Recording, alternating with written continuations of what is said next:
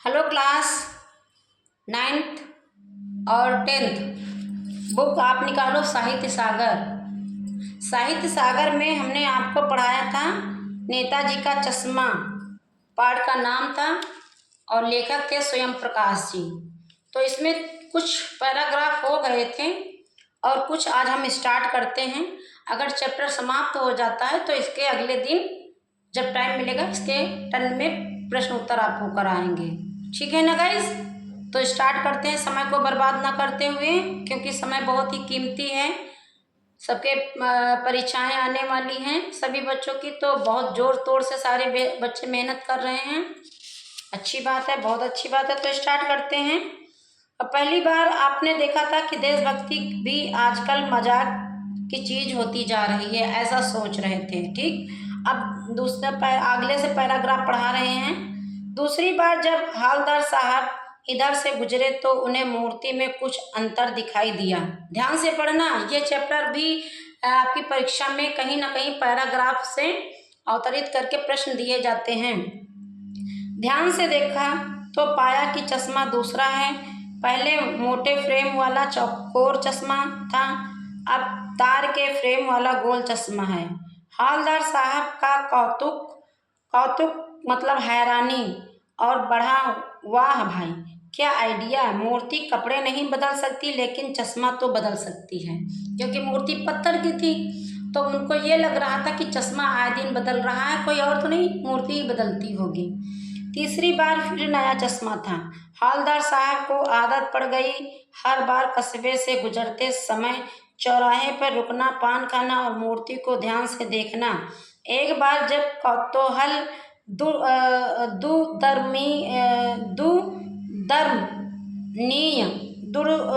दुदर्मनीय का मतलब होता है जिसे दबाना कठिन हो। मतलब बहुत से ऐसी बातें होती जिसको दबा ली जाती हैं, और बहुत सी ऐसी बातें होती हैं कि दबाएं तब भी नहीं दबती हैं। हो उठा तो पान वाले से पूछ ही लिया, क्यों भाई क्या बात है, यह तुम्हारे नेताजी का चश्मा हर बार बदल कैसे जाता है? पान वाले के खुद के मुंह में पान ठुसा हुआ था। वह एक काला मोटा और खुशमिजाज आदमी था। हालदार साहब का प्रश्न सुनकर वह आंखों ही आंखों में हंसा। उसकी तोंद थिरकी, पीछे घूमकर उसने देखा, उसने दुकान के नीचे पान थूका और अपनी लाल काली बत्तीसी दिखाकर बोला, कैप्टन चश्मे वाला करता है। जो चश्मे वाला कैप्टन है वो इनके आंखों पर चश्मा लगाता है। क्या करता है? हालदार साहब कुछ समझ नहीं पाए। हालदार कहते हैं कि वो क्या करता है, हमारी कुछ समझ में नहीं आया। चश्मा चेंज कर देता है, पान वाले ने समझाया। चश्मा जो है बदल देता है, ऐसा पान वाले ने कहा हालदार साहब से। क्या मतलब, क्यों चेंज कर देता है? हालदार साहब अब भी नहीं समझ पाए, वो क्वेश्चन कर रहे थे। कोई गिराक मतलब ग्राहक खरीदने वाला आ गया समझो, उसके चौड़े चौखट चाहिए तो कैप्टन किरदार से लगाएगा तो उसको मूर्ति दे दिया, उधर दूसरा बिठा दिया। अगर जो चश्मा मूर्ति की आंखों पर लगता है, अगर किसी ग्राहक को पसंद आ जाता है तो वो चश्मा जो है चश्मा वाला बेच देता है और मूर्ति पर नया चश्मा लगा देता है।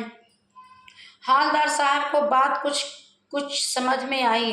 एक चश्मे वाला है जिसका नाम कैप्टन है, उसे नेताजी के बगैर चश्मे वाली मूर्ति बुरी लगती है, बल्कि आहत करती है, मानो चश्मे के बगैर नेताजी को असुविधा हो रही हो। इसलिए वह अपनी छोटी सी दुकान में उपलब्ध गिने चुने फ्रेमों में से एक नेताजी की मूर्ति पर फिट कर देता है। लेकिन जब कोई ग्राहक आता है और उसे वैसे ही फ्रेम की दरकार का मतलब जरूरत होती है जैसा मूर्ति पर लगा, तो कैप्टन चश्मे वाला मूर्ति पर लगा फ्रेम संभवतः नेताजी से क्षमा मांगते हुए लाकर ग्राहक को दे देता है और बाद में नेताजी को दूसरा फ्रेम लौटा देता है। वाह भाई खूब, क्या आइडिया है। मतलब ऐसा जो है हालदार साहब मन में सोच रहे हैं कि चश्मा वाला ऐसा करता होगा। लेकिन भाई एक बात अभी भी समझ में नहीं आई। हवलदार साहब ने पान वाले से फिर पूछा, नेताजी का ओरिजिनल चश्मा कहाँ है? तो पान वाला बोला, दूसरा पान मुंह में ठूंस चुका था। दोपहर का समय था, दुकान पर भीड़ भाड़ अधिक नहीं थी। वह फिर आंखों ही आंखों में हंसा। उसकी तोंद तोंद मतलब पेट बड़ा सा जो निकला होता मटका जैसे, थिरकी, कत्थे की डंडी फेंकी। कत्था होता है ऐसे पान में लगाया जाता है डंडी में लपेट करके। पीछे मुड़कर उसने नीचे थूक ऐसे मारी और मुस्कुराता हुआ बोला, मास्टर बनाना भूल गया। जिसने मूर्ति बनाई उसने जो है बनाना भूल गया। पान वाले के लिए यह एक मज़ेदार बात थी, लेकिन हवलदार साहब के लिए चकित और द्रवित करने वाली। यानी वह ठीक ही सोच रहे थे। मूर्ति के नीचे लिखा, मूर्तिकार मास्टर मोतीलाल। मास्टर मोतीलाल, मोतीलाल नाम था और मास्टर आगे लगा हुआ था।